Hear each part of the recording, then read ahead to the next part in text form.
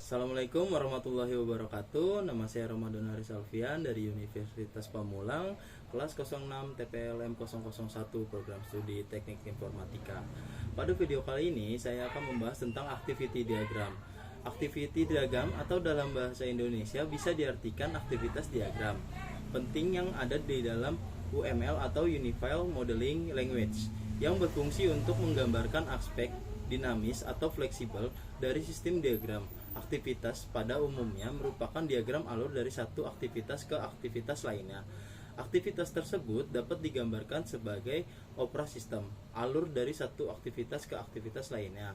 Menurut Sukamto dan Salahuddin pada bab 2014 di paragraf 161, activity diagram atau aktivitas diagram merupakan gambaran alur kerja atau kegiatan dari sebuah sistem proses bisnis atau sistem yang terdapat pada perangkat lunak. Diagram aktivitas menggambarkan aktivitas sistem yang bukan dilakukan oleh aktorat user.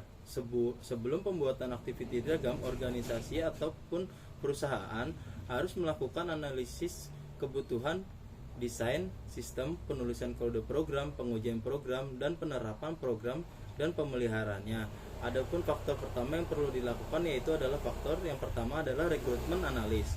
Tahapan ini adalah merupakan analisis kebutuhan terhadap sistem. Pengumpulan data pada tahap ini bisa dengan melakukan sebuah penelitian, interview, atau studi literatur. Sistem analisis akan menggali informasi sebanyak mungkin dari pengguna sehingga akan tercipta sebuah sistem. Data untuk analisis sistem dikumpulkan melalui berbagai metode, termasuk sumber data primer dan sekunder. Data primer dikumpulkan langsung dari objek penelitian atau melalui observasi, wawancara, atau kuesioner. Metode pengumpulan data ini melibatkan pengumpulan informasi tentang sistem atau proses bisnis yang sedang berjalan dengan mengamati dan mencatat secara langsung kondisi atau peristiwa yang sedang diselidiki. Sedangkan data sekunder diperoleh secara tidak langsung dari sumber seperti buku, dokumentasi, ataupun internet. Hal ini mencakup pengumpulan data dari literatur yang relevan dan dokumentasi yang berkaitan dengan masalah atau sistem yang dianalisis. Proses pengumpulan data memerlukan kolaborasi dengan pemangku kepentingan terkait untuk memastikan diperolehnya data yang komprehensif dan akurat. Lalu yang kedua ada fungsi diagram aktivitas. Fungsi diagram aktivitas adalah sebagai berikut. Mereka menampilkan urutan aktivitas dalam suatu sistem. Lalu yang kedua, mereka memfasilitasi pemahaman tentang keseluruhan proses. Lalu yang ketiga, ada diagram aktivitas dibuat berdasarkan beberapa diagram use case.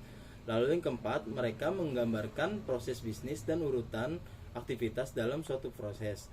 Lalu yang ketiga, ada komponen diagram aktivitas adalah sebagai berikut. Yang pertama adalah keadaan awal. Keadaan awal yaitu mewakili titik awalnya aliran. Keadaan kedua adalah keadaan akhir, mewakili titik akhir aliran. Lalu ada aktivitas, mewakili tugas atau tindakan yang dilakukan dalam sistem. Lalu ada poin keputusan, menggambarkan kondisi atau pilihan dalam aliran. Lalu ada titik gabungan, menunjukkan penggabungan beberapa aliran. Selanjutnya ada transisi, yaitu untuk tunjukkan aliran kontrol antar aktivitas. Lalu ada garpu sinkronisasi, mewakili pemisahan aliran menjadi jalur paralel. Lalu ada gabungan sinkronisasi, menunjukkan penggabungan jalur paralel kembali menjadi suatu aliran. Lalu satu aliran. Komponen-komponen ini bekerja sama untuk menggambarkan urutan dan aliran aktivitas dalam suatu sistem dalam diagram aktivitas. Mungkin materi yang dapat saya sampaikan hanya sebagian kecil. Wabillahi taufiq wal hidayah. Wassalamualaikum warahmatullahi wabarakatuh.